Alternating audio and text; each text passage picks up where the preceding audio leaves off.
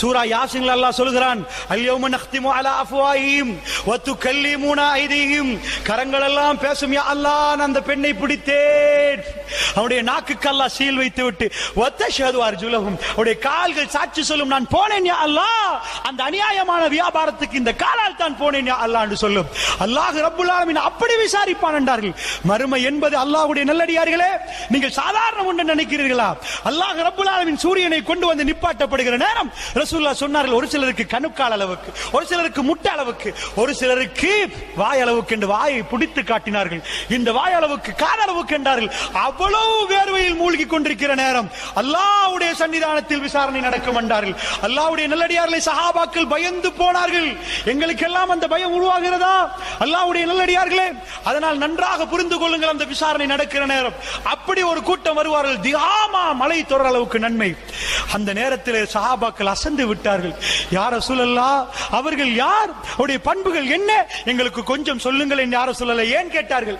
நாமெல்லாம் இப்படி அதி சொன்னால் பண்புகள் என்ன என்ன அவருடைய அடையாளங்கள் கேட்போமா?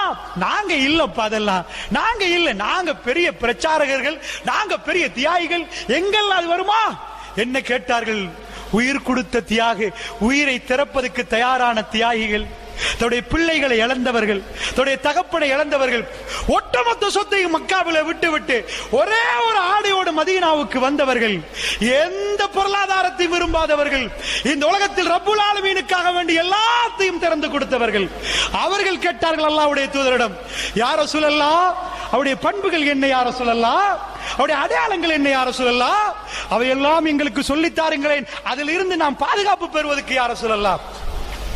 அல்லாஹ்வுடைய தூதர் என்ன சொன்னார்கள்? இன்னஹும் பிஹ்வானிக்கும், மக்களே அவர்கள் உங்களுடைய சகோதரர்கள் என்றார்கள். அவர்கள் வேற யாரும் இல்லை, உங்களுடைய சகோதரர்கள். இன்னஹும் பிஜில்தித்துக்கும், அவருடைய தோல் என்ன தோல் தெரியுமா? எவ்வளவு தெளிவான விளக்கம் பாருங்கள். அவர்கள் யார் தெரியுமா? உங்கள் சகோதரர்கள் என்றார்கள். அப்படினால் யார்? சகோதரர்களே நீங்கள் பாருங்கள், அவர்கள் உங்களுடைய சகோதரர்கள். இன்னஹும் பிஜில்தித்துக்கும், உங்களுக்கு அரபி தோல் இருக்கிறதா? அதே அரபி தோளில் உள்ளவர்கள் அல்லது உங்களுடைய தோல் உள்ளவர்கள். ரசூலுல்லாஹ் என்ன சொன்னார்கள்? உங்களுக்கு என்ன தோல் இருக்கிறதோ, தோளில் வெறுப்பு, வெள்ளை, கருப்பு, சோப்பு என்று பிரித்துக் கொள்வார்கள். உங்களுக்கு என்ன தோலோ அதே தோல். யஹுஸூன பில்லைலி கமா தஹுதூன, இரவையெல்லாம் நீங்கள் எப்படி தொழுவீர்களோ அப்படி அவர்கள் இரவெல்லாம் தொழுதவர்கள் அல்லாஹ்வுடைய நல்லடியார்களே. இந்த ஹதீஸ் என்னையும் உங்களையும் அதிகம் அதிகம் பயமுறுத்துகிறது. என்னையும் உங்களையும் அதிகம் அதிகம் பயமுறுத்துகிறது. அல்லாஹ்வுடைய நல்லடியார்களே, இரவை நீங்கள் எப்படி எடுப்பீர்களோ அதே போன்று இரவை எடுத்தவர்கள். சஹாபாக்கள் இரவை எடுத்தது போன்று எனக்கு எடுக்கலாமா? உங்களுக்கு எடுக்கலாமா? இறைவனோட கொஞ்சம் குழாவி கொண்டே இருப்பார்களே. ரஹ்மான் என்னை பார்க்கிறான் என்ற உணர்வோடு முஹ்சின்களாக நின்று கொண்டு அல்லாஹ்விடம் தேம்பி தேம்பி அழுது அழுது ஓதுவார்களே. அல்லாஹ்வுடைய நல்லடியார்களே, அந்த பாலைவனத்தில் உள்ள உணர்வு என்ன? உணர்வு என்ன?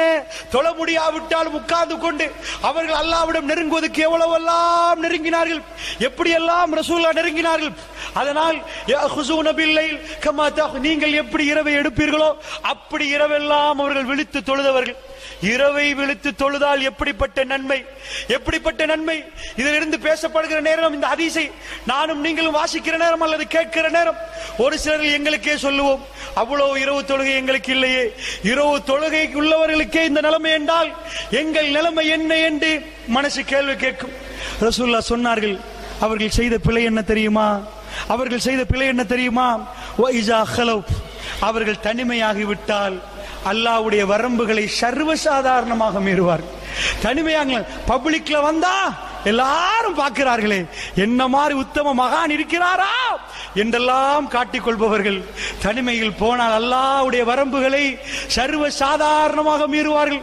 அல்லாஹ் விட மாட்டான். அவருடைய நன்மைகள் எக்கச்சக்கமான நன்மை. மக்களோட மக்களாக சேர்ந்து தொழுதிருப்பார்கள், மக்களோட மக்களாக சேர்ந்து நோன்பு பிடித்திருப்பார்கள், எல்லாம் செய்தவர்கள். தனிமை என்று யாருமே இல்லாத இடங்கள் கிடைக்கிற நேரம் அவர்கள் அல்லாஹ்வுடைய வரம்புகளை மீறி இருப்பார்கள். அல்லாஹ்வுடைய நல்லடியார்கள் அப்படியெல்லாம் மீறினால் அல்லாஹ்விடம் பாவ மன்னிப்பு கேளுங்கள், அல்லாஹ்விடம் மன்னிப்பு கேளுங்கள். அல்லாஹ் உங்களை மன்னித்தால் அந்த நிலைமை இல்லை. அல்லாஹ்வுடைய நல்லடியார்களே, தவறாக புரிந்து கொள்ளக்கூடாது.